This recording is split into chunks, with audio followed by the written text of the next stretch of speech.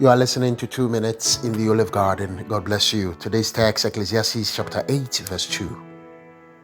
The NIV says, "Obey the king's command, I say, because you took an oath before God."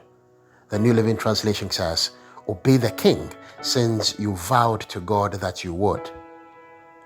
Taking an oath before serving a king in any capacity in the days of Solomon was a common thing. Even the average citizen pledges to heed to the ruling of the king for the progress of the community. It is very difficult to apply that example of kingship in these days of democracy. Democracy has replaced the kingship system of the world, and very few countries today have kings. There is no king in any country in Africa anymore, except for countries like Morocco and two in the tiny southern nations of Lesotho and Eswatini, formerly known as Swaziland.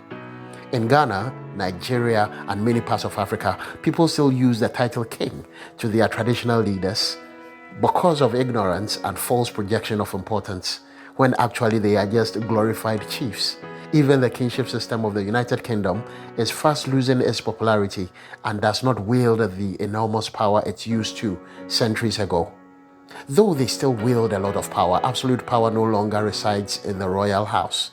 But in the days of Solomon, a king was a king. He had absolute power and absolute control. You may not have vowed to anyone or have a king anywhere to submit to. However, if you resolve to obey someone either by your calling or by your work, obey and submit to their command. You are no longer required to vow under the new covenant.